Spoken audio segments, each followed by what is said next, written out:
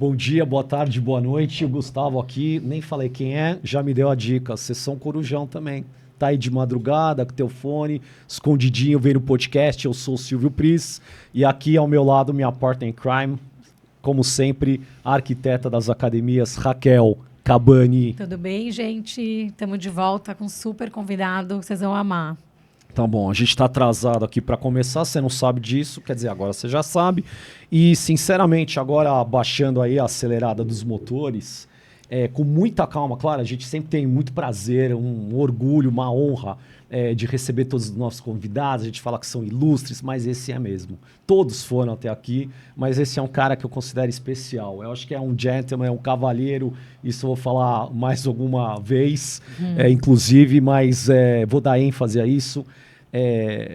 Eu acho que é um dos maiores nomes, talvez, se não na minha modesta opinião, né? O podcast é da Raquel, mas eu tento fazer o meu merchan, roubar um pouco do show, mas estamos aqui nada mais, nada menos que, putz, o cara que criou, né? Ok, teve outros parceiros também junto nessa empreitada, mas a maior organização do Brasil e da América Latina em eventos, né? E hoje, entre aspas, nos últimos anos, também gestão e cursos para o mercado, para essa indústria fitness e de academias. Muito bem-vindo, Gustavo Almeida. Obrigado. Tudo bem? Tudo bem, obrigado, Silvio, Raquel, quem nos legal. assiste. É um prazer estar com vocês, obrigado pelas palavras. Fico honrado pelo convite, espero poder entregar conteúdo de qualidade aí para quem for nos prestigiar. Golaço. Raquel, você quer puxar a primeira já? Quero perguntar um pouco. Como você caiu no fitness? Por que você escolheu fitness? Quem é o Gustavo? Sim. Conta um pouco de você. Vou contar. Bom, eu sempre fui uma criança ativa, né? Sempre gostei muito de praticar esporte. Então, tudo que esporte você imaginar, eu praticava ou tentava, né? Então, eu joguei futebol a vida inteira, desde clube, escola, na rua, né? Na época que a gente nasci e cresci em São Paulo, mas na época ainda a gente brincava muito na rua, hoje menos, né? Não vejo tanto. E tudo que era esporte, fazia natação, vôlei, basquete, né? Eu sou relativamente alto, então ajudava. E como eu sempre gostei de esporte... Relativamente. Como eu sempre gostei de esporte, eu tinha uma noção assim que dava para me virar bem em alguns esportes, né? Então, eu não estudei numa escola grande, então a escola sempre precisava, né? O profissional de educação física lá, que era um professor que eu tinha uma história legal, né? Assim, sempre tive próximo porque gostava. Sempre me chamava, no time de basquete tá precisando de gente, você não quer ir lá? Vou lá jogar, né? Porque eu me virava bem e eu gostava mesmo disso, né? Ficava depois da aula na escola praticando esporte, então era um caminho natural para mim buscar uma ocupação profissional depois que tivesse envolvimento com essa área, né? Mas eu não tinha assim muita clareza do que... E sempre gostei de assistir também, né? Claro, como fã. E aí eu tive uma oportunidade de ouro que foi fazer um intercâmbio, né, no último ano da escola, né, que seria o high school lá americano, nos Estados Unidos. Fui morar no Kansas, que é um estado bem no meio dos Estados Unidos, no meio do nada. Nossa. Que tinha pouquíssimos brasileiros. Então foi uma oportunidade muito legal, claro, para desenvolver o idioma, mas também para me tirar da zona de conforto e cair num lugar que eu não conhecia ninguém. E como é que eu vou fazer para criar amizade? Eu sempre fui uma pessoa muito sociável, sempre gostei de estar com outras pessoas. O mágico de Oz. Né? Então foi uma experiência muito rica para mim. E lá eu cursei uma cadeira, uma das disciplinas na escola, que era marketing, que no Brasil na época, né, isso em 99, não tinha isso no colegial no Brasil. Você tinha as disciplinas clássicas, português, história, química, enfim. E lá eu cursei uma cadeira de marketing. E aí teve algum momento que passou por marketing esportivo. E o mercado americano de marketing esportivo é muito sólido, né? Há muitos anos, né? Acho que é a referência global de marketing, como eles exploram bem o esporte no bom sentido, né? E aí eu me cantei pela área e falei, é isso, porque eu já sempre gostei de esporte praticando, bati na trave para fazer educação física, como eu praticava muito. O coordenador de esportes lá do clube que eu sempre frequentei me mostrava até prova dos estudantes. Olha que legal, estou corrigindo as provas dos estudantes de educação física. Então eu pensava sobre fazer, mas quando eu vi a faculdade, tive o contato com o curso de marketing e marketing esportivo num mercado que tinha vários cases legais, né? Eu falei, nossa, é isso que eu quero fazer. Então voltei com a intenção de fazer, e aí fui fazer faculdade de marketing, estudei aqui em São Paulo. Aonde você estudou? Eu estudei na SPM, aqui na Vila Mariana. Sim. uma escola de comunicação bem assim, tradicional para a área, né? Super. Que na época tinha administração e marketing. Hoje tinha marketing esportivo já? Não. Tá. Tinha, assim, era dentro do curso, né? Tá, não tinha você escolhia ou administração ou comunicação com ênfase em marketing, que é o que eu cursei, comunicação com ênfase em marketing. E aí, hoje a SPM até já tem outros cursos. RI, né? tem Isso, tudo lá. cresceu muito, mas na época só tinha esses dois. E aí foi muito legal, porque ainda na faculdade eu fui fazer estágio em duas grandes empresas, uma de produtos para dentista, odontológico, uma empresa americana chama Dentsply, bem grande. Fiquei 1 ano estagiando lá, mas achava meio chato o mercado, né? Você ali naquela vivência toda da faculdade, era um negócio B2B muito específico, né, para vender para os dentistas. Foi uma experiência muito rica para mim, claro, no mundo corporativo, mas depois de um tempo falei, putz, eu quero ir trabalhar com uma coisa mais dinâmica. Aí fui fazer estágio na DirecTV, que aqui no Brasil é a Sky, né? Mas na época tinha uma operação DirecTV concorrente da Sky, depois a Sky acabou comprando, depois eu já não estava mais lá. E fiquei estagiando na DirecTV na época.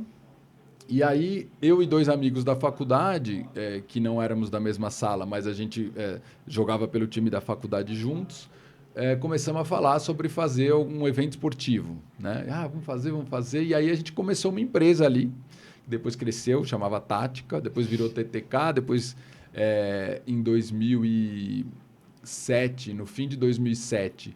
a gente a empresa começou a tracionar, 3 funcionários, 1 funcionário, 2, 3, 4, começou na sala de jantar da casa de bem, aquela história de garagem, né? Sim. Humildemente a proporção das Apples da vida, nada desse porte. Já associei na hora, claro. Nada desse porte, mas eu digo, começou mambembe mesmo ali na sala de jantar da casa de a gente se reunindo e começou a fazer. E a coisa começou a rodar. E aí a gente, depois de um tempo, começou a ter algumas divergências. Eu falei, putz, acho que eu não quero seguir. E aí, na época, uma coincidência maluca, minha namorada da época, chama Viviane, ela trabalhava numa agência que chama Ogilvy, que atendia o laboratório Axê. Sim. Tinha um produto chamado Biofenac. Sim, uma gigante.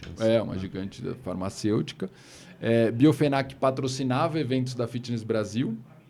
E a Ogilvy, que era a agência que atendia a Biofenac, cuidava dessas ativações. E aí, nesse momento que eu confidenciei para ela que eu estava pensando em largar a Tática que estava no começo da operação e fazer outra coisa da vida, ela comentou sobre a Fitness Brasil, porque ela tinha relação com a Fitness Brasil para cuidar das entregas, garantir que a Biofenac explorasse. O que era a Fitness Brasil até então, na época? Que era? Eu nunca tinha ouvido falar na época. Né? Isso foi em 2007. Mas a Fitness Brasil tem muita história, desde a década de 90, né?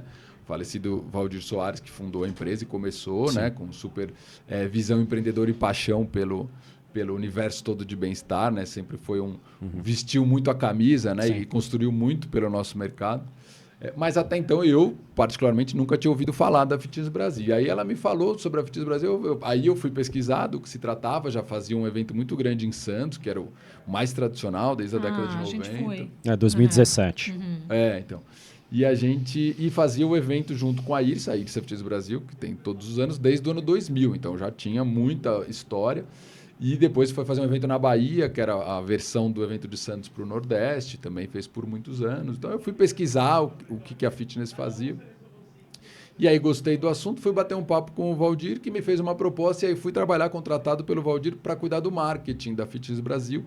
Era uma empresa de 8, 9 pessoas. Que ano isso? Desculpa. Isso eu comecei em dezembro de 2007. Dezembro de 2007. Você tem quantos anos, Gustavo? Eu tenho 41.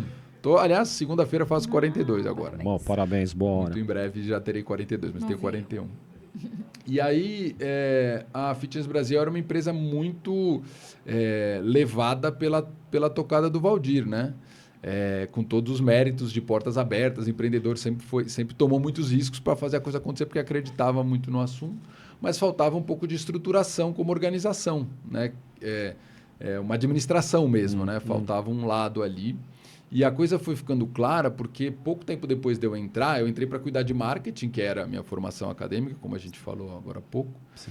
Mas foi ficando muito claro que faltava uma organização melhor como gestão da empresa. Isso ficou muito evidente porque pouco tempo depois de eu entrar, teve uma sondagem de um grande grupo de feiras para comprar a empresa.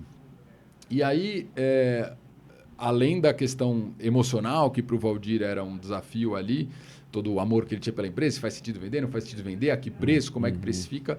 Como qualquer processo de M&A, de Merger and Acquisition, né, de fusões e aquisições, o comprador quer olhar tudo e entender que proposta ele pode colocar na mesa para fazer sentido para ele. Obviamente, tentar chegar numa proposta que, para o lado da mesa do vendedor, também faça sentido. E foi ficando muito evidente para mim que a empresa estava desorganizada a tal ponto de informações básicas levar 2 semanas para a gente apurar para poder devolver a informação para essa empresa que estava nesse processo aí de diligência. Como se fosse uma auditoria, né? Exato. E aí foi ficando claro, falei, nossa, a gente não tem essa informação, e eu fui percebendo que a reação do outro lado é, nossa, eles são muito desorganizados, né? Como empresa, né? Todos os méritos para o que já fazia para o mercado. Mas como dentro da cozinha, né? Da porta para fora era uma coisa, dentro da cozinha tinha muita coisa para arrumar. E aí foi ficando evidente isso, e numa dessas conversas, né, chegou um momento que o Valdir falou, não, você consegue conversar bem com eles, eu fico emocionado, e toca você as conversas com eles. E eu fui tocando, obviamente, com a responsabilidade de não fazer nada sem né, não sacramentar nenhum negócio, sem levar o Valdir, claro, né, não era sócio da empresa, como é que eu ia fazer isso, mas beleza, nunca tive um problema com assumir responsabilidades, né, sempre lidei bem com responsabilidade, vamos embora, toco as conversas e vou te colocando a par.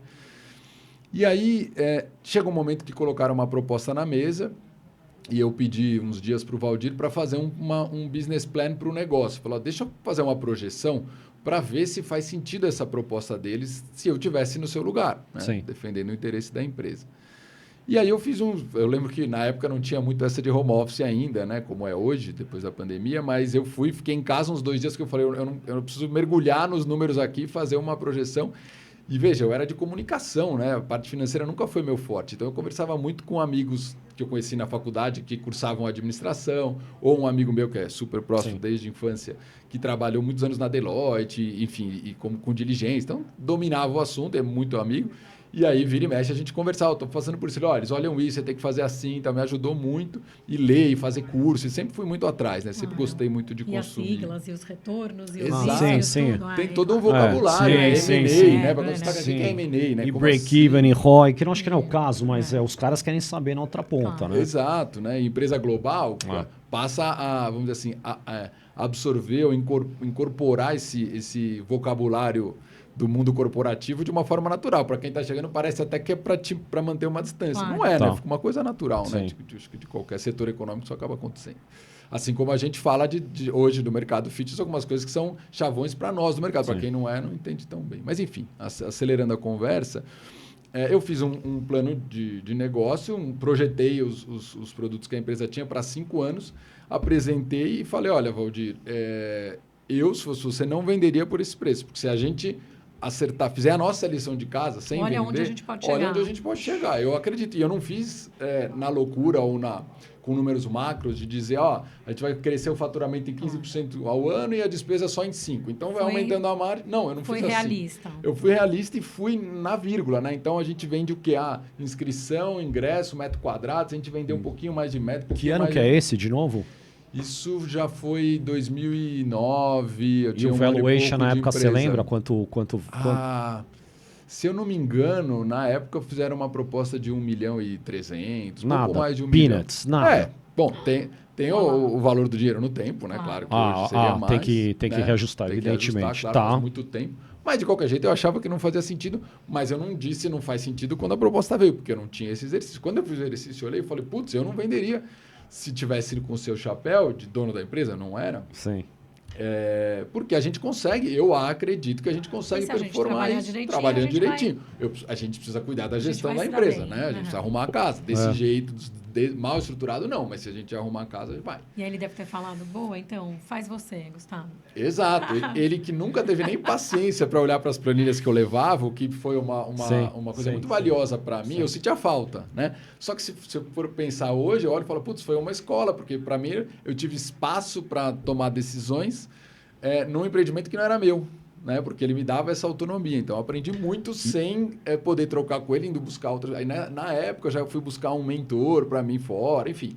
Nem tinha essa coisa. Mas foi um divisor de água, porque você até então era colaborador e vai virar sócio? É isso? Ele deve ter falado, faça. O que aconteceu? Ele falou assim, ele sempre foi muito aberto a esse tipo iniciativa, eu acho, né? O Valdir sempre teve esse mérito, é muito claro para mim.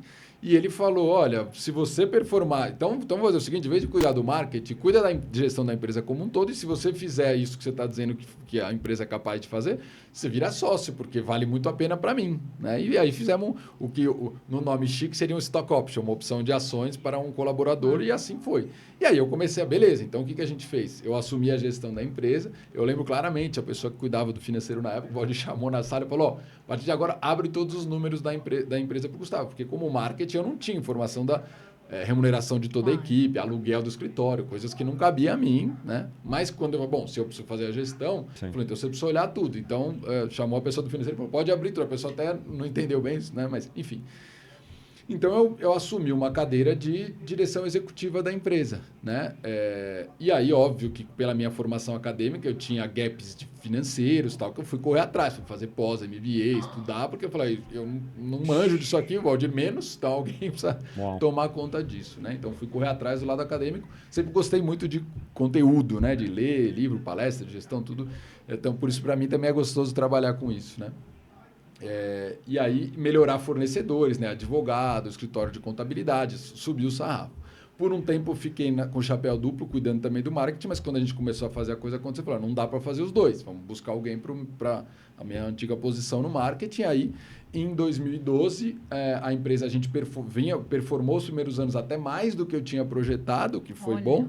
E aí essa promessa, esse nosso combinado de me tornar sócio aconteceu e eu virei sócio em 2012. E aí a gente deu uma acelerada boa ali, porque a gente criou 4 lideranças, 4 líderes que a gente formou, 2 que já estavam na casa, 2 que a gente trouxe de fora, financeiro, operações, comercial e marketing. E aí a gente começou a levar a empresa para outro patamar, né? No sentido de organização mesmo, cuidar de processos internos. De business. De business, né? E tentar fazer as coisas de uma forma mais... estruturada estrategicamente, né? E aí as coisas foram acontecendo, a gente teve mudanças societárias no meio do caminho de lá para cá, a empresa cresceu muito até 2015, depois sofreu um pouquinho uma retração. Em 2018, depois de algumas, né, eu já tinha ali 10 anos de casa, né, de fim de 2007 até 2018. Em 2017, conversei com o Valdir e os outros sócios que tínhamos na época, que a gente, até para poder investir no negócio, eu entrei de sócio pelo trabalho, eu não tinha capital para investir, né? Eu tinha o capital, força de trabalho, sempre trabalhei conteúdo. muito. Sim. Conteúdo, Inteligência, claro. né? Tudo, né? Mas não tinha capital. Quantos sócios eram na época?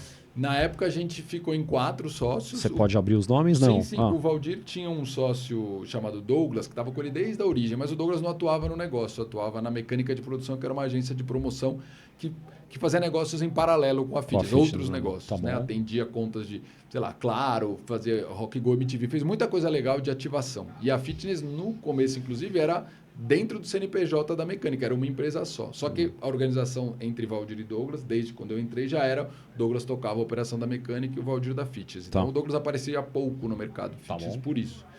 Mas sempre foi o parceiro desde o dia inicial lá do Valdir começando os negócios, né?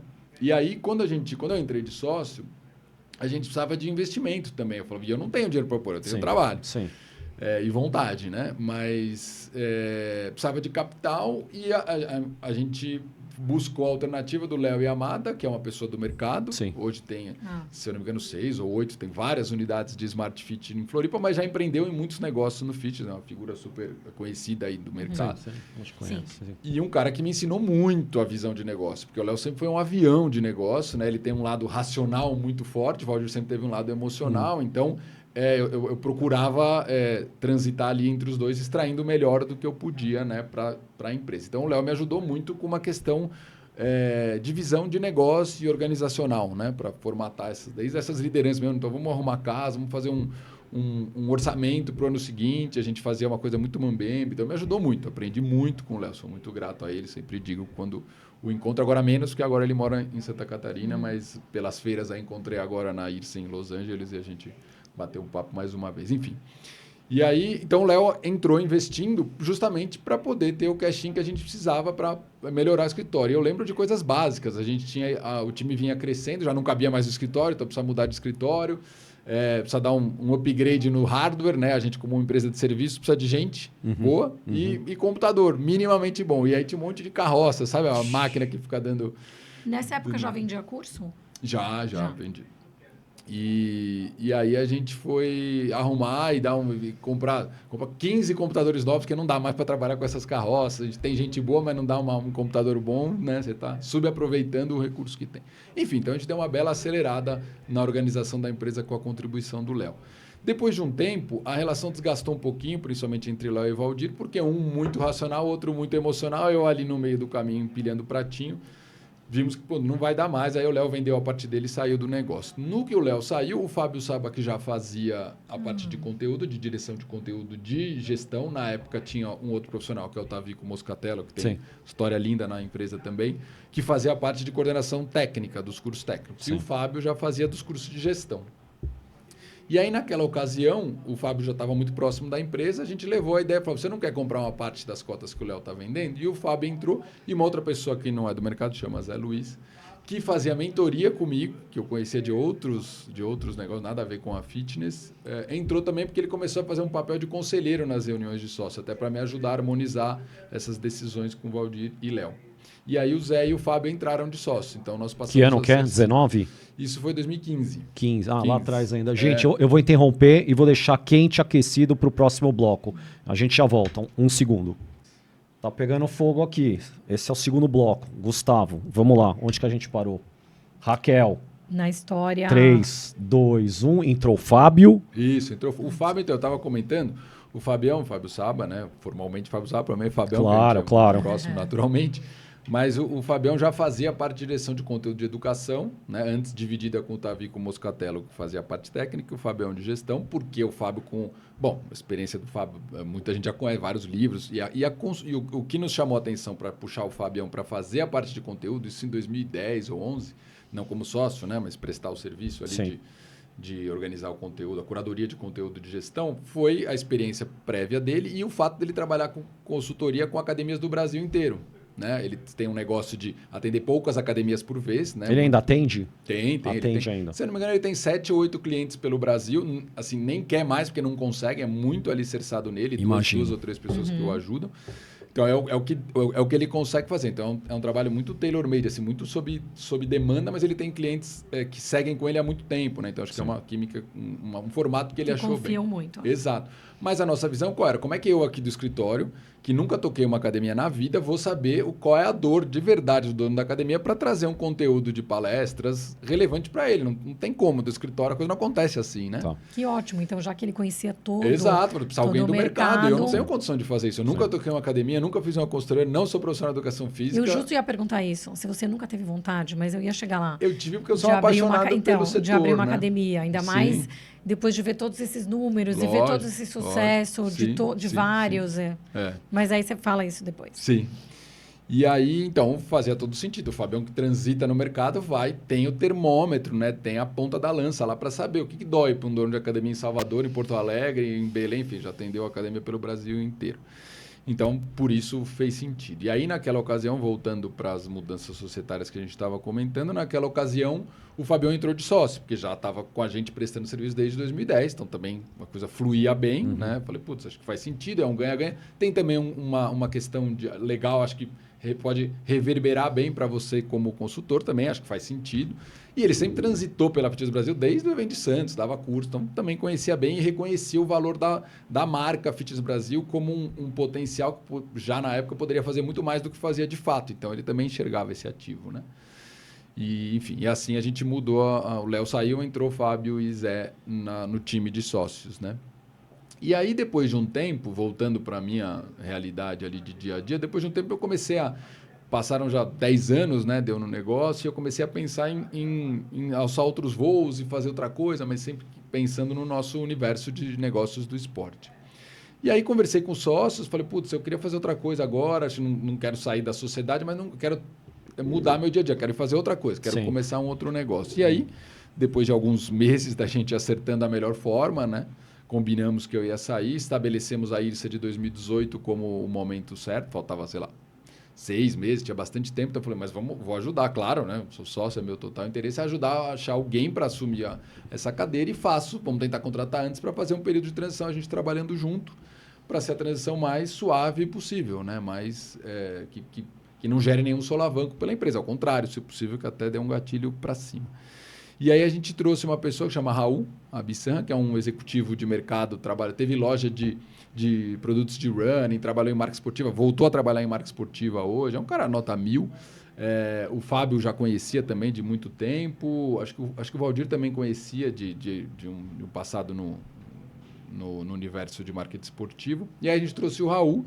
O Raul, se eu não me engano, ficou 1 ou 2 meses, trabalhamos juntos, né, lado a lado, justamente para eu fazer essa transição. Sim. E a Irsa, que viria no final de agosto, se eu não me engano, de 18, eu fui realizar, né? Eu já estava cuidando de tudo, mas ele foi junto comigo para eu já ir apresentando para os clientes e fazer uma coisa... Eu sempre quero saber o ano, que ano que a gente está... 2018 ele está falando. Isso, 2018. Tá. A Irsa de 2018. Então, o Raul trabalhou comigo, se eu não me engano, julho e agosto, culminando com a Irsa. Terminou a Irsa, eu saí do dia a dia, o Raul seguiu tocando a direção executiva.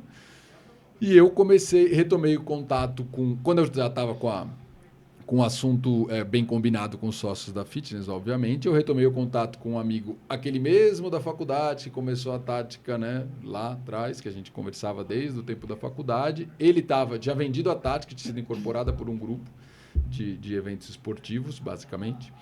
E ele estava insatisfeito, querendo sair, a gente voltou a conversar, putz, vamos montar um negócio junto. Uhum. E aí a gente saiu, fez um plano de negócio de uma empresa que depois se tornou a Vega Sports, chama Vega Sim. Sports. E a gente, com base num plano de negócio, captamos 4 investidores, situação parecida com antes. Falando, agora tem algum recurso para investir, mas não para a grandiosidade que a gente quer fazer da Vega na velocidade que a gente quer. Então, vamos buscar investidor. E aí, os 4 corajosos que embarcaram com a gente brinca que são corajosos porque eles compraram um plano de negócio e eu e o Marcos. Sim. Né? Porque a gente estava com um negócio muito embrionário, né? No mundo aí dos investimentos. Normalmente, você faz uma tese, começa a executar, quando a empresa já começa a ter cliente e fluir, aí você consegue trazer investidor. Mas no nosso caso, foi muito na confiança de gente que confiava no nosso... a gente já conhecia antes, tinha capital para investir, gostava do universo de esporte, gosta do universo de esporte, gosta do universo de esporte, e confiou no plano de negócio que a gente estava se propondo a fazer. Falou, quem vai tocar? O Marcos e eu. O Marcos tem a experiência, eu tenho a experiência. Um veio do ciclo de relacionamento do Marcos, os outros 3 veio do meu ciclo de relacionamento e a gente montou a Vega. E a Vega era para fazer o quê? A Vega tem algumas frentes. Uma de esportes marketing, que a gente chama, que é atender demandas de marcas que querem se posicionar no esporte. Então, hoje, acelerando. Hoje a Vega faz muita coisa para a ASICS, de esportes marketing, por exemplo, a marca esportiva. Uma frente de eventos, mas não competindo com a Fitness Brasil, não congressos e feiras para o universo fitness. Então faz corrida de rua, travessia de natação, triatlon, enfim. E uma frente com atletas, gestão de atletas. Porque um dos investidores é um ex-jogador de futebol, Juan, foi lateral esquerdo do Santos, jogou no Arsenal, no Flamengo há muito tempo, jogou na seleção, mas um canhotinho baixinho, jogou o período mais... de maior reconhecimento dele no futebol brasileiro foi no Flamengo, né? Então, o Juan, quando estava parando de jogar, entrou com a gente e ele toca essa frente de atletas, né? Então, é um cara super integrado aí conosco na Vega, e os outros 3 são investidores que não vieram do esporte, não são nomes conhecidos como é o Juan. Então, a Vega entrou com essas 3 frentes, então a gente começou lá em 2018, vendeu o peixe para os investidores no fim de 2018, ao longo de 2019 começamos a realizar, né, a operar a Vega, eu e o Marcos, criar estrutura, uma história volta no tempo e acelera o tempo, né? Começando em cowork, só eu e ele fomos começando a construir, contratar gente, estruturar e por aí vai, com o capital nosso e desses outros 4 que entraram. E aí, em março de 20 veio a pandemia. Sim. A Fitness, que eu era sócio, mas não era mais executivo, muito alicerçada em eventos. A Vega, a frente que começou a tracionar mais rápido foi eventos, porque era onde o Marcos tinha o background e eu também. E aí veio a pandemia e atrapalhou tudo. Porque Uma porrada. Uma porrada dupla, no meu caso, pela Vega e pela Fitness. Que coisa, hein? Exato. Então você fala, putz, tudo parou, né? E aquela coisa do começo da pandemia que você não sabe se vai durar 5 dias e no fim a gente sabe o que deu. Então foi um solavanco muito pesado para mim, porque os 2 negócios que eu estava envolvido estavam parados, sofrendo muito, e a gente precisando tomar decisões difíceis. Devolve o escritório, não devolve, manda a gente embora, manda a gente embora. O que a gente vai fazer? Faz evento virtual, não faz evento virtual? Então, a gente começou enfim, a apagar o incêndio, lidar com os desafios. E eu até fui no evento virtual, foi legal, foi ótimo. Isso, da 21? Da Fitness. 20, a gente fez em 20 e depois fez 21 de novo. 20, 21? Eu acho que os dois foram online, não? Foi. Ah, Foi eu gostei excelente. muito, foi muito bom. O que aconteceu? Eu, por necessidade, eu falei, putz, Marcão, o Marcos, né, meu sócio na Vega, eu preciso voltar para a fitness, né? Não Porque posso deixar aquele não barco. posso deixar aquele barco afundar, porque alguém precisa pegar lá o manche e fazer a coisa acontecer. E aí eu voltei, saí da execução da Vega e voltei para a fitness, me acertei lá com o Marcos e com os investidores, porque eu abri para eles o jogo e falei, cara, essa é a situação, eu não estou indo por... Mas sem abandonar a sociedade, né? Sem da abandonar Vega. a sociedade. Tá. Eu falei, eu não estou indo por capricho, cansei de brincar, Sim. porque eu tinha um compromisso com os investidores. Cara, eles compraram a gente. Quando começou a andar, veio a pandemia, pôs água no chope, e a gente falou, não sei o que vai acontecer, quanto tempo vai levar. Mas eu preciso ir lá, porque senão a fitness vai afundar. Sim. Eu preciso assumir o manche lá de Nossa, a novo. gente não imagina, né? A gente de fora não imagina. A gente sabe que todo mundo sofreu no mercado, os donos de academia e tudo isso, Sim. mas a gente não imagina o tamanho, né? O que cada empresa... O impacto. Não, ele conta que cada sorrindo empresa- aqui, mas deve ter sido um drama empresarial Não, na época. Para ele Não, ter que voltar Para e tudo mim, isso. para mim foi muito difícil, porque ó, a gente está falando de março de 20, né? Eu me separei em novembro de 19. Então, o primeiro semestre de 20 estava um caos minha vida, né? Porque você está se encontrando. Eu tinha 2 filhas, tenho, né? Mas já tinha 2 Não, filhas. se você tivesse num ali. podcast de um Léo Dias, por exemplo, é o porquê que você separou, Gustavo, por favor. Mas aqui é o business Negócio, né? fitness. Senão ele vai ficar 3 horas aqui. Então, eu estava num momento difícil, né? Pessoal e profissional. A gente é um só, né? Então, é até difícil segregar isso. Então, bom. foi um momento bem delicado, assim, para mim. Mas estava claro que, cara, eu sou uma pessoa bem determinada, assim, né? Quando eu acredito no que eu tenho que fazer aquilo, eu vou fazer, não meço esforços, né? Não estou falando de ética, pelo amor de Deus, mas estou dizendo assim, o que eu puder fazer de dedicação, eu faço assim como quando teve as... E como você recuperou nesse momento de, meu Deus, crise, de o que seria a pandemia, que é o que você exatamente falou, depois Sim. a gente foi saber exatamente o que aconteceu. O que você fez para... Porque a Fitness Brasil, ela não só não morreu, como ela se reinventou Sim. e na minha visão limitada, pequena, ela cresceu. A gente fez a lição de casa que precisava, né? Eu não acredito em fórmula mágica, eu acredito em trabalho duro, consistente, diariamente, mantendo o foco naquilo que a gente acredita que precisa fazer e como a gente faz as coisas, né? Então, a gente... quando eu estava voltando para a fitness, né, a relação com o Valdir ficou desgastada, né? A questão da pandemia estava afetando muitos negócios. Então, eu, o Fábio e o Zé, sócios que eu comentei agora há pouco, compramos a parte do Valdir e do Douglas. Falaram, então, a gente acredita... Na pandemia? 2020, no meio da pandemia, começo da pandemia. Que coragem, hein? Que coragem. Coragem, mas é aquela história, né? Você encontra o leão na selva, você... Bora. chance- Ou matar ou morrer. Exato. Fala, você não, Vamos pra cima. Eu não vou ficar parado e deixar o leão me matar. Eu vou Claro, lutar. A chance claro. é pequena, mas eu vou tentar. Então, era o que precisava fazer, né? Então, a gente comprou a parte do Valdir e Douglas, isso julho de 2020. Quanto era o alguns meses valuation, de se é que eu posso te pandemia. perguntar? Assim, era uma caixa preta pra gente. A gente não tinha informação. Então, foi Porque muito- mudou tudo. Mudou tudo. Desligou a chave. Desligou a chave. Que loucura. E não por má fé, mas assim, e eu sei que não, porque o Valdir já tinha essa dificuldade da parte administrativa do negócio, todos os méritos a ele, de tudo que ele construiu, mas a parte de gestão não era o forte dele, e ele dizia isso claramente. Então, quando eu saí e o Raul não conseguiu, e também não é demérito ao Raul, mas o Valdir começou a atropelar o Raul e a coisa não ficou bagunçada. Então, a gente estava comprando uma caixa preta. Se fosse fazer um valuation by the book bonitinho, ia demorar meses, não ia dar tempo. Ele A ia gente fazer de novo uma auditoria. a gente precisa resolver isso rápido, entendeu? Então a gente fez uma conta e comprou muito mais. Mostrou o número lá na mesa, o Valdir Exato. topou, bora. Negociamos, tá bom, vamos embora, vamos assumir o barco de volta. E aí, a gente, agosto de 2020, né? Então, voltei para a Fitness e deixei a operação da Vega e aí inverti o chapéu. Sigo sócio da Vega, mas vou para o time executivo na Fitness Brasil. E uma empresa, uma paciente na UTI, um médico, precisa 24 horas por dia. Não tinha como eu fazer Vega e Fitness. As duas empresas estavam no momento de como é que vamos enfrentar a pandemia, né? Então, saí da operação da Vega para voltar a tocar fitness. Nesse segundo semestre de 20, eu fui ainda trabalhando nas duas, porque tinha projetos da Vega que eu não podia deixar na mão, queria entregar. Evento de triatlon virtual. Naquela época começou a ter as provas de corrida. A alternativa foi fazer a corrida virtual, né? Você comprava, corria da onde queria, recebia o kit pelo correio, enfim. Uau. Uma alternativa que muito promotor de corrida de rua teve que recorrer e as pessoas que queriam fazer, né, tinham uma certa aceitação. Hoje menos, né, porque a experiência do presencial, enfim. Claro, mas também o online fantástico. ficou normalizado. Exato. Depois da pandemia, né? Exato. E aí, então, voltei a tocar fitness. E aí, peguei, como é que a fitness está no momento, né? O que a gente fez, acho que foi arrumar a casa, botar energia no que era mais forte, né? Como a gente comentou agora há pouco. A IRSA Fitness Brasil, que sempre foi o nosso evento mais forte de muitos anos, a gente falou, a gente não pode deixar de fazer. Nem que seja só uma edição virtual, nem que tome prejuízo, a gente precisa mostrar para o mercado que a gente está vivo. Então, a gente fez a IRSA de 2020, se eu não me engano, foi em novembro de 20.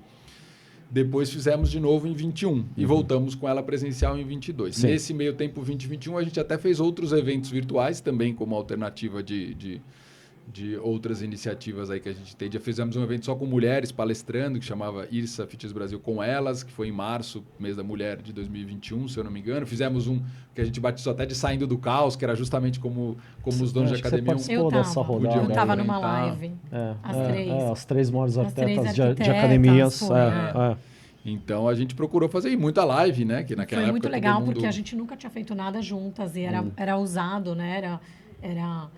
Sério, era ousado juntar. Sim. Porra, os 3 nomes, pessoas delicado. juntas, era delicado e tal. Mas E foi bem, super foi legal, bem. né? E a Patrícia é uma, como fala, uma lorde, como fala isso no feminino? Sim, claro. É a gente já tinha bastante contato É uma com dama, ela, é uma dama. Exato. Não, e eu acho que a gente tem uma posição, a Fitness Brasil, no nosso entendimento, tem uma posição agnóstica no mercado que permite isso, entendeu? A gente transita bem entre as marcas, entre concorrentes, então a gente consegue, humildemente, a gente acredita que a gente consegue colocar gente boa junta no palco, independente dos desafios de mercado, né? Então, isso vale para expositores, né? A gente tem, sei lá, 20, 30 empresas de equipamento são nossos clientes expositores lado a lado ali. Tem uns que se relacionam muito bem entre eles, tem outros que nem tanto. Sim, Né? Normal. Mas que a ideia é reunir, que é capacitar, que é mostrar para o mercado tudo que tem. Então. A representação da IRSA, né? Eu vou dar um chique aqui no chapter São Paulo. E o evento Fitness Brasil de conteúdo é um negócio que, putz, ninguém fez isso. Eu já tive nos Estados Unidos, eu confesso a você que você deve ter ido em 20 eventos lá fora da IRSA em si, você deve ter ido na FIBO agora na Alemanha. Sim. Eu fui no único evento de Orlando e não me disse muito. Eu sei que Orlando é um caso à parte, não é Califórnia, ok, mas o que a Fitness Brasil entrega aqui no mercado nacional, eu não vi lá fora. É diferente, né? A gente tem nós somos todos latinos aqui, né? Então, assim, o calor do evento, né? A gente vibra mais o evento, né? A IRSA teve uma mudança de presidente também na pandemia, agora é a Alice. A Alice veio para o evento de 22, 23 e amou. Falou, puta, que energia que tem isso aqui, é muito legal. E acho que a gente consegue realmente trazer mais energia com coisa eu não prática, diria nem latino, eu diria o brasileiro, porque nós somos um grupo, na minha opinião, diferente do latino. Tem semelhança, português e espanhol, pô, são idiomas irmãos. Ok, tô de acordo. Muito mais, o americano, a gente acaba tendo que ir por questões pessoais e tal, para os Estados Unidos, mas a distância do brasileiro com o latino existe, e a distância do brasileiro para o americano é um colosso, é um universo. É um cara mais fechado, é um cara mais restrito, não é? Onde você vai, onde você tá, ok. Agora, a qualidade do que vocês imprimiram, e principalmente, eu não estou confundindo com a volta dos eventos presenciais, mas o que vocês fizeram, entregaram em 2022 e 2023, acho que foram as melhores IRSAs da minha vida que eu estive. Sim, é verdade. Essa é também tua sensação. Porque a parte de conteúdo era muito grande, era muito bem feita, muito organizada. As várias coisas ao mesmo tempo, os vários palcos e os vários públicos. Isso foi muito bem feito, né? Essa questão toda. E ainda assim, reunir todas as marcas, né? Sempre tem uma marca aqui, uma marca ali, uma marca quer sair, quer fazer sozinho, evento voltando, independente, acaba tal. percebendo que é importante estar no Mas meio a IRSA, ela São Paulo, ela tá mais gestosa, ela tá grande, ela tá forte, ela tem uma energia, como o Gustavo falou, muito boa. Não estou fazendo nenhuma diplomacia. Claro, todo o mérito aí da organização. É um registro dos meus olhos e da percepção do que vocês conseguiram gerar no pós-pandêmico também. Sim, e acho também que eles tiveram um pouco, claro, né, de sorte, mas o nosso mercado tem aumentado e tem crescido, e o número de academias, e o número de Sim, eu acho que tem dois fatores assim mais macro, né, fora da porta para fora, que ajuda a gente a surfar a onda, que é o aumento da consciência das pessoas, né? Tudo começa pelo consumidor final. Quem puxa a cadeia é o consumidor final. A academia cheia é um sinal de que o dono da academia vai investir, vai ampliar, vai reformar, enfim, vai investir mais no negócio, vai apostar mais no negócio, vai atrair mais investidores e a coisa cresce. Então, as pessoas mais conscientes, né? Porque a gente sabe que quem tinha comorbidades ou sedentários na pandemia ficaram sob risco muito maior do que os ativos, né? Então, isso naturalmente gera um residual positivo. Claro que no mundo ideal seria um residual transformador na vida de todo mundo. Claro que isso cai no esquecimento depois de um tempo, né? Se a pessoa não encontrar uma coisa que goste para se manter praticando, vai acabar deixando. Mas, enfim, desafios à parte, que acho que não estou pintando o mundo da fantasia, que tudo mudou, mas acho que a população está mais consciente buscando mais atividades. E os jovens também. Exato. Porque a geração jovem já veio com essa cabeça de que, para nós, tem que fazer esporte. Para eles, não. Mas tem a turma, tem a outra metade, que é a turma do game, hein? Que fica no joystick lá. E é difícil tirar do game. Putz, é o desafio isso aqui também. É um desafio. Mas só o segundo ponto que eu ia comentar, os eventos voltaram, né, muito forte. Não muito só forte. De educação, não só do fitness. Estádios estão mais cheios, shows são cheios, né? Então, assim, as pessoas... Talvez o que a gente sofreu... E a Vega sentiu isso também. Sentiu e quer dizer, num momento positivamente. Positivamente, exatamente. E está num bom momento também. Está num bom momento. Agora eu posso falar oficial, porque está assinado. A Vega vai realizar, entre outras coisas, a São Silvestre desse ano e do próximo. É a Vega que vai fazer. Né? Tá assinado. Golaço, parabéns. Livre, é uma prova super tradicional. Em reconhecimento às coisas que a Vega vem fazendo nos últimos 2-3 anos. Aí, basicamente, faz a ASICS Golden Run, que é uma prova muito tradicional. Tem São Paulo, Rio, faz travessia Poliano Kimoto de natação, faz prova de triatlo, enfim, faz muitas coisas legais. Aqui na Marginal tem a ASICS House, que é uma ação fixa da ASICS aqui no Parque Bruno Covas. Todo sábado tem ação, enfim. Então, recentemente conquistou a São Silvestre para realizar, né, uma prova da Casper Libero, né, foi contratada para isso. Então, as próximas duas, 2024 e 2025. E 2025 é a 100ª edição da São Silvestre, então um desafio legal. Agora, dia 1º de maio, tem a Ayrton Senna Racing Day, a Vega que vai realizar. Então, a Vega está caminhando, graças a Deus, super bem. Méritos muito do Marcos, que toca, e do time todo que está embarcado lá, fazendo a coisa acontecer. Tá tem um conselho lá que você faz parte? Eu atuo... É a mesma dinâmica que eu tenho com os sócios na Fitness. Basicamente, a gente tem uma reunião de sócio mensal. Tá.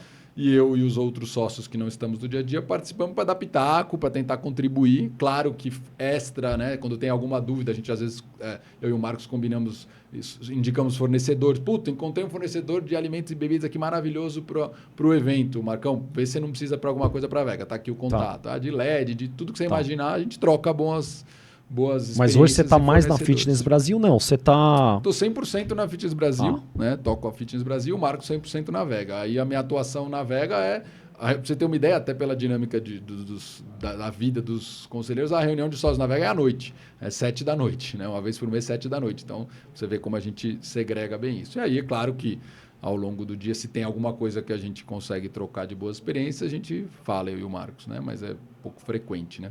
E hoje a composição societária da Fitness Brasil, então, você, o Fábio Saba... A Fitness, o que aconteceu, né? Primeiro, antes da societária, só o que eu acho que foi importante, além de manter a bandeira de estamos aqui, estamos vivos, estamos de pé com os eventos virtuais, porque os eventos virtuais, assim, é infinitamente diferente a questão dos números em relação ao evento presencial. Claro. Tanto que custa quanto que arrecada, se deixa dinheiro ou não deixa, nem tivemos boas experiências em termos de resultado positivo dos eventos virtuais, mas para a gente era muito mais uma aposta, a gente precisa fazer. A gente precisa estar. A gente precisa levantar a bandeira e sócios tirem do bolso, porque a gente precisa fazer o negócio se sustentar, senão o leão atropela, né? Como a gente brincou agora. Mais um outro movimento que acho que foi muito importante foi a gente diversificar a atuação para criar projetos que são, de certa forma, ainda satélites ao evento, mas que ajudam a gente a entregar valor para o mercado o ano inteiro. Então, um exemplo disso, a FitBR News, é uma central de notícias do mercado. A gente tinha isso, se você for pensar, até 2016, se não me engano, que a gente tinha uma revista, Sim. Fitness Business, Sim. chamava Fitness Business, uma revista impressa. E a gente, equivocadamente, eu falo com tranquilidade, porque eu estava na gestão na época, então não estou pondo na culpa de ninguém, a culpa é minha mesmo, né? A gente abdicou, as revistas estavam morrendo, a gente deixou de fazer a revista. Mas é o movimento certo, hoje é fácil falar, claro, mas não era esse, era transformá-la em digital. Claro. Que é o que a gente fez. Exato. Claro.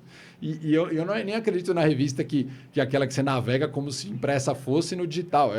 O que o cara quer consumir é conteúdo, ele não quer virar a página, né? Então, o que a gente fez era de um portal de conteúdo. Então, no meio da pandemia, do meio para o fim da pandemia, a gente trouxe o FitBR News, uma central de notícias, está no ar, publicada no site. Tem uma editora, Yara Show, que faz um belíssimo trabalho. Tem colunistas que normalmente palestram nos eventos, também escrevem como colunistas para o News. E tudo que é notícia do mercado, a academia tal está expandindo. A gente fala, manda um release que a gente publica, o mercado precisa de um canal e vem trabalhando esse canal para crescer. A gente escreveu também. A gente contribuía, quer dizer, colaborava como... Sim. Eu próprio também, você mais. Então, até aproveito a oportunidade, quem tiver notícias do mercado, manda pra gente. Pô, vamos mandar as academias que a gente está assinando aí, que estão nascendo. Exato. Então, é uma central de notícias. No mesmo portal tem lá guia de fornecedores. Que é a própria Yara. A editora do News é a Yara. Tá. Né? Para quem que eu mando? Vamos dizer, então. Para a Yara diretamente, mas a gente tem conta, pode mandar para mim que eu passo para ela sem problema nenhum, mas tá oficialmente é a Yara que cuida. No fim, vai parar na mão dela de qualquer jeito, porque, obviamente, ela faz a curadoria. Então, às vezes, vem um release muito marqueteiro, pouco jornalístico no texto, aí ela dá um tapa, ou ela devolve, fala, me dá um tapa, e aí ela publica, né? Enfim, normal, né? Faz parte do trabalho dela de editora. No mesmo portal tem um guia de fornecedores, né? Por quê? Até vou citar o nome porque não é demérito nenhum. Um dia o Thiago Somera, hoje diretor de suprimentos da BioSmart, se tem alguém que compra suprimentos para academia, é a Smart Fit BioRhythm, né? A maior rede em número de unidades, aí disparado, super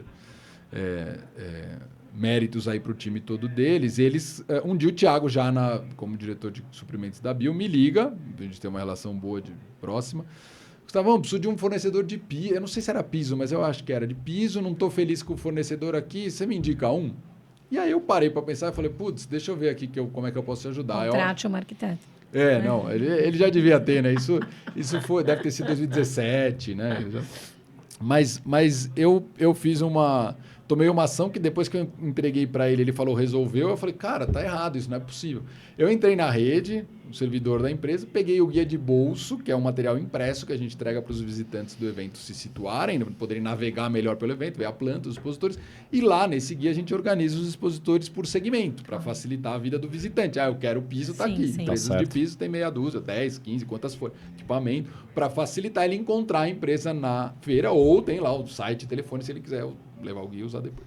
E eu entrei na rede, peguei o guia de um evento que a gente tinha feito 6 meses antes, mandei o PDF para ele no WhatsApp, falei, resolve. Aí ele, puta, me salvou, obrigado. Por quê? É diferente de dar um Google que vai aparecer um monte de coisa para o consumidor final. Ali é gente que quer vender para a academia, senão não estava investindo o que precisa investir para participar do evento.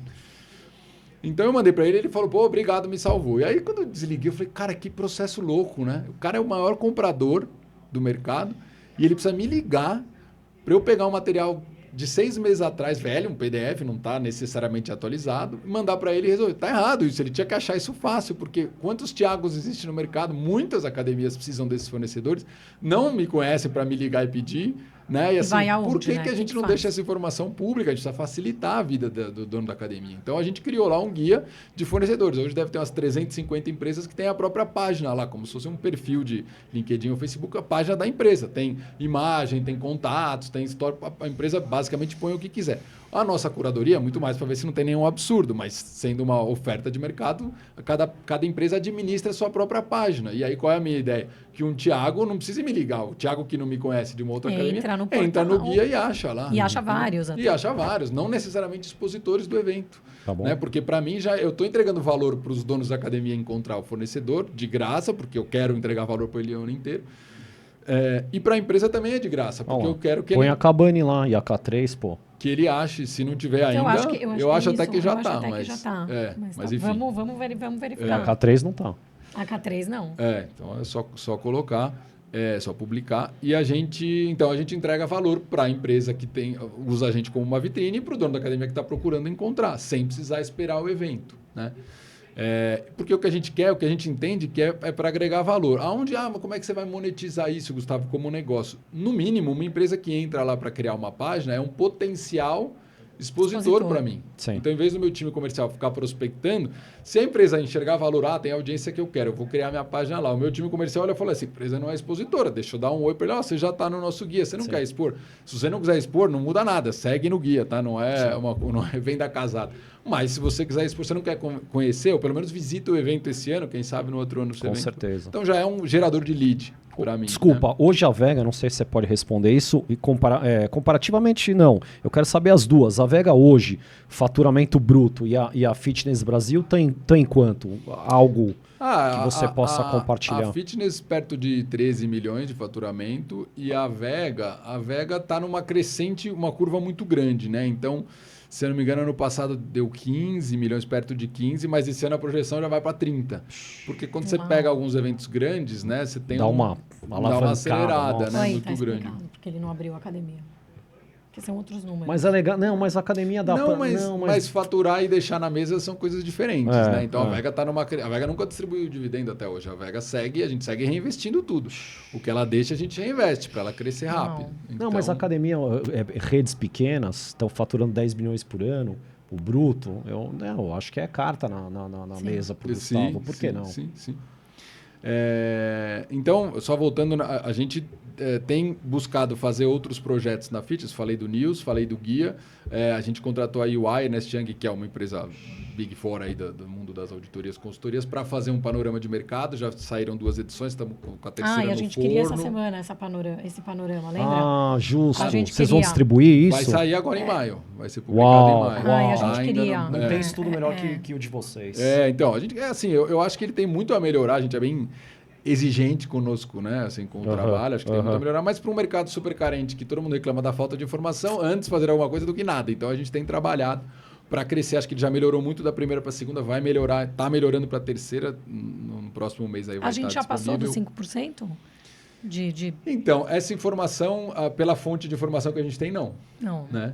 Porque o mercado americano está em 20%. O mercado americano, você pega países nórdicos, é 17%, 19%, é outra realidade. Mas eu acho que tem muitos fatores aí, né? Desde o econômico, do poder aquisitivo, claro que as low cost ajudam a tornar viável para mais gente. Democratizar, mas a gente sabe que o cara que ganha, né, uma família que tiver renda de R$ 2.500, R$100 ainda percentualmente é quase 5% da renda. Claro, né? Então, representa. Representa. Fora que até pelos estudos do próprio Panorama a gente viu o quanto a pessoa que trabalha muito longe de casa, numa cidade como São Paulo, leva 2 horas para ir, 2 horas para voltar, tem que cuidar da família, trabalhar 8 horas. A qualidade de vida. Gente, eu tenho uma boa e uma má notícia. A boa que foi o melhor podcast em conteúdo, o melhor convidado que entregou pra gente. Eu vou fazer um parênteses de novo. Eu abri assim, eu vou fechar o podcast assim. Eu conheço pouco o Gustavo, de muitos anos, mas pouco contato, pouco mais. A Raquel, o que ele nos passa, eu falei, eu vou falar isso hoje. Raquel, não precisa, vou falar isso hoje.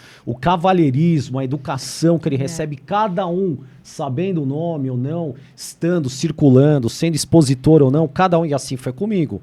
Sempre foi assim, com todos nós do fitness, como ele recebe cada um nos seus eventos. Então, ele é um tubarão do bem.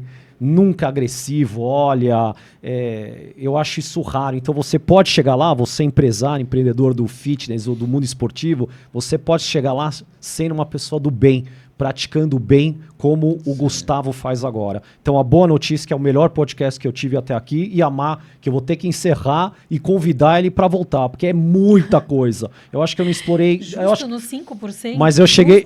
Nos números? Eu cheguei na metade de conteúdo do que eu tenho para tirar do Gustavo, no bom sentido. Raquel, o que a gente faz? Eu quero meu número. Do quê? Eu preciso encerrar, fala. 5%. Então a gente não conseguiu passar os 5%. Assim, esse número não, oficialmente não. A resposta é não. Mas, assim, há muitas controvérsias sobre como é que a gente calcula esse número, né? Então, eu acho que a gente tem trabalhado com o Panorama para trazer mais informação. Essa a gente ainda não conseguiu resolver, né? Porque a gente tem fontes de dados secundários, né? Pesquisas que já existem, que a gente coleta, agrupa, analisa para publicar, e outros primários. E os primários, que acho que é onde a gente conseguiria isso, tem sempre um desafio violento, que é conseguir a amostra, né? Então, a gente está rolando, está circulando agora, nesse momento. Uma pesquisa com o consumidor final, seja ele aluno, né, praticante ou não de atividade física, com colaborador de academia e com gestor de academia. E aí eu aproveito a janela para clamar para que as pessoas respondam, porque o que a gente precisa para ter mais dado no mercado é que as pessoas respondam. Tem lá para o dono da academia uma pergunta, faixa de faturamento. A gente nem olha essa informação vai direto para a UI, que é uma empresa gigantesca. Monstro. Que tabula, analisa essa informação. Nunca a informação de uma marca vai ser publicada individualmente. É muito mais para a gente entender o tamanho do mercado. E muita gente, às vezes, começa a responder um questionário e para porque... não vou falar essa informação, minha empresa é privada, não sou obrigado. De fato, não é, mas se você quer um mercado com mais informação, se dispõe a publicar, a colocar algumas coisas, não é nem publicar, é colocar na pesquisa, ela não vai ser publicado o seu dado individual. A gente também passa por isso, porque às vezes a gente quer saber quem é esse cliente que quer fazer reforma ou que quer fazer arquitetura conosco, e a gente pergunta, mas quantos alunos você tem? Qual é o seu ticket médio? Só para entender que público ele atende. E ele fica com receio de achar que é para você precificar. Para que eu preciso te abrir meus números? Mas não desse jeitinho, Raquel, né? Ele já manda uma chapuletada só. É esses números, sabe? Aí a gente...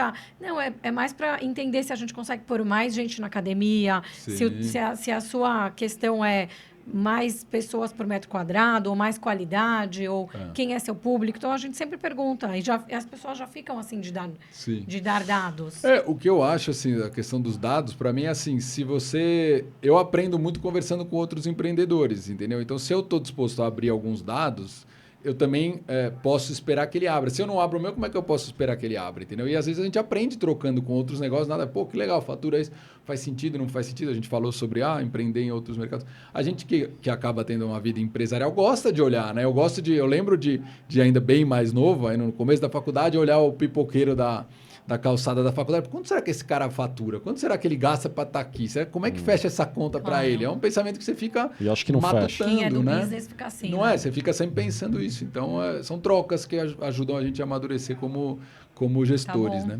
Gente, eu preciso ir. Beijo. Não dá nem tempo de falar tchau. Pronto, fui. Infelizmente. O Gustavo vai voltar. Tenha certeza disso. O convite vai ser feito. Tchau, fui.